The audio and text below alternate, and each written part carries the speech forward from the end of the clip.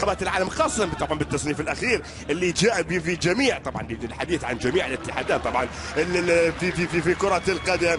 بينما المنتخب الجزائري كما قلنا اللي يأتي اليوم، يأتي كما قلنا كأول عربية وقت 18 عالميا. هذا واحد جول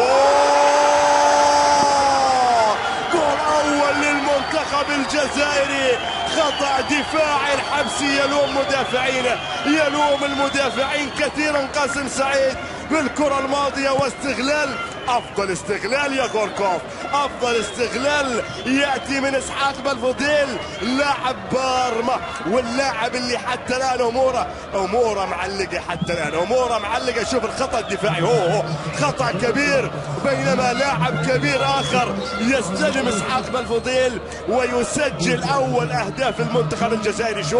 شوف الكره الماضيه، وشوف الخطا، وشوف اللمسه. الله على اللمسه، واسحاق ياتي بالهدف الاول مع الدقيقه رقم 2. الهدف الاول للمنتخب الجزائري، اسحاق بلفضيل ياتي بالهدف. اللاعب اللي كان كما قلنا في بارما، لكن اموره الان حتى الان اموره معلقه، يعني ممكن اي نادي يكون حاط. ياسين ابراهيمي في اللقطه الماضيه، لكن تسديدته سهله عادت الان جزائريه بلمسه للامام. ابراهيم شنحي للامام، منقوله حلوه في مكان سليم. فوزي غلام يمشي عرضيه خطيره، جول ثاني من سفيان فيغولي، يسجل الجول الثاني والهدف الثاني لمصلحه المنتخب الجزائري. عرضيه كانت رائعه، مرت للشباك، عدت لشباك الحبسي، مرت. اذا ثاني الاهداف، والان ياتي هنا بالتهاني من زملائه ايضا اللاعب سفيان فيغولي لاعب نادي فالنسيا اللي سجل ثاني الاهداف.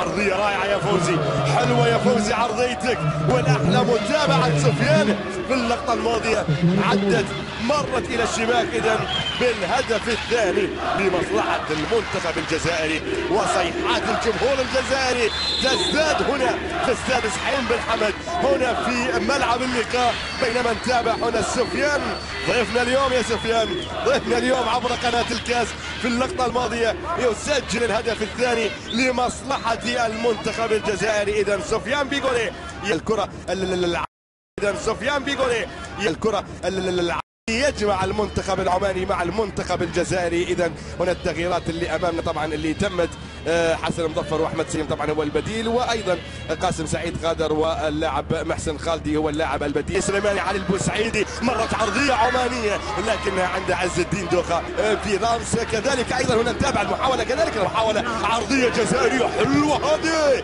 مرت لكنها سليمه، عدت سليمه، تجاوزت ياسين ابراهيمي. يغدى سفيان، لعب العرضيه حلوه في مكان والحبسي، مكان سليم، لا تسلل في اللقطه الماضيه.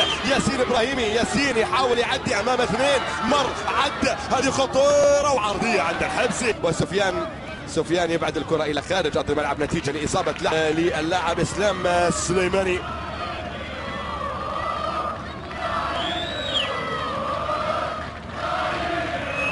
هنا اسلام اذا في تغيير، اسلام السليماني، بينما ياسين ابراهيمي.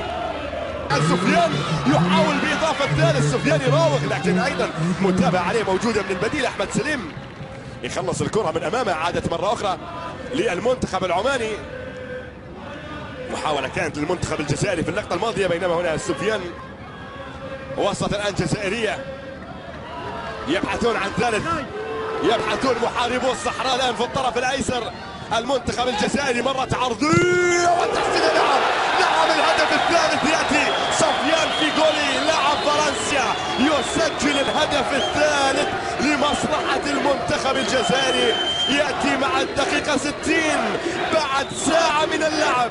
سفيان فيغولي يسجل الهدف رقم 2 الشخصي في المباراه، والثالث للمنتخب الجزائري. مرت بشكل سليم، عدت للوحيد داخل منطقة الجزاء سفيان فيغولي. شوف الكرة في الطرف الأيسر، شوف العرضية اللي جاءت من اللاعب البديل، وشوف التسديدة فيها تأني كثير. مرت الآن في الطرف الأيسر، وصلت المسلمي للخلف، وصلت عادت هنا، عادت من عبد السلام عامر أمامية، وكانوا مشاها بالخطأ، وصلت لتسلل. هذه خطيرة، هذه خطيرة، هذه جول، هذه جول، هذه جول.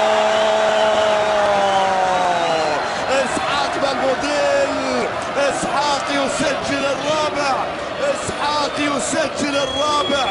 ما فيها دقيقة يا الحبسي، ما فيها دقيقة يا الحبسي. إسحاق بلفوديل يسجل إذن الهدف الرابع للفريق وللمنتخب الجزائري. محاربو الصحراء يضربون الآن بالرابع. الكرة اللي مرت، النقلة اللي عدت، واللمسة بذكاء مرت للشباك، عدت للشباك. إسحاق بلفوديل إذن هدفين، وهناك هدفين عند سفيان. النتيجة 4-2 من إسحاق و2، وهناك هدفين عند سفيان. النتيجة 4-2 من إسحاق و2.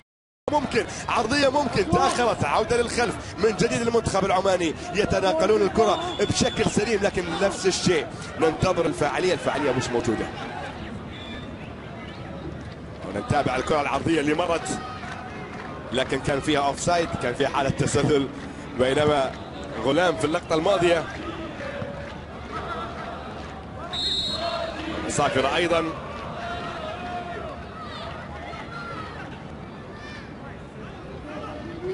ونتابع أمامنا الخطأ اللي موجود كان على فيغولي. الكرة مرت الآن،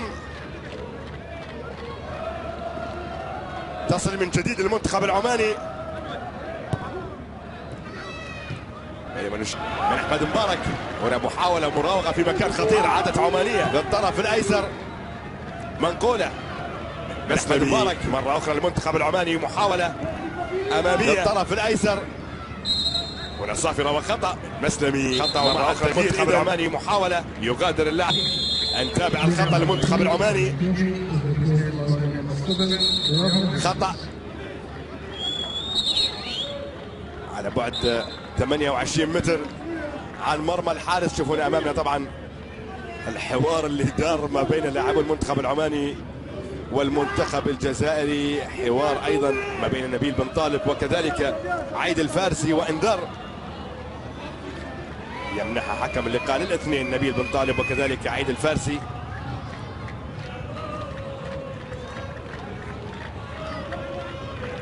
نادي توتنهام لاعب نادي العروبة عيد الفارسي. ونتابع الخطأ الآن للمنتخب العماني، خطأ الآن وتسديدة إلى حارس المرمى عز الدين دوخة. المنتخب العماني منقولة في الطرف الأيمن من جديد، محاولة لتقليص الفارق ممكن الآن في الكرة هذه، محاولة ولكن دخول من حارس المرمى بتوقيت سليم من الحارس عز الدين دوخة. عز الدين المنتخب العماني، انطلاق الان، فرصه لاول اهداف المنتخب العماني.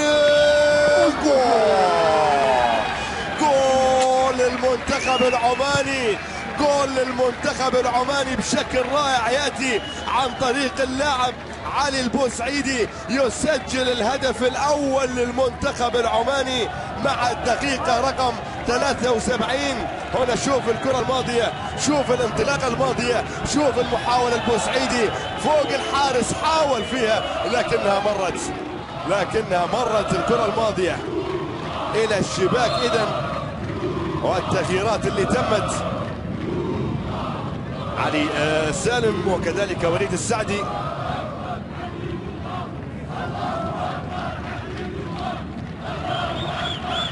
إذن الهدف الأول للمنتخب العماني، بينما حاول حارس المرمى عز الدين دوخة، لكن الكرة كانت في مكان صعب مع الدقيقة 73. إذن يأتي الهدف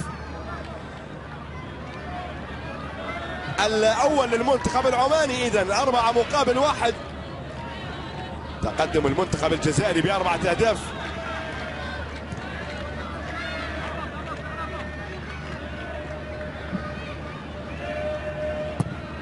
كرة ملعوبة للأمام.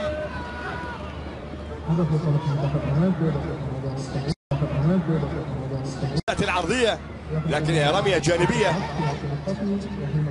تلعب، تأتي عرضية لكنها مرت، وصلت الآن، لا تزال جزائرية عرضية تصطدي إلى ركلة زاوية، إلى ركلة زاوية كما قلنا التغييرات اللي تمت. إذا غادر رائد إبراهيم وطبعا وليد السعدي بديل له، وعلي سالم بديل ليعقوب عبد الكريم. هذه التغييرات اللي أجراها المنتخب العماني أثناء الهدف اللي نشاهده الآن.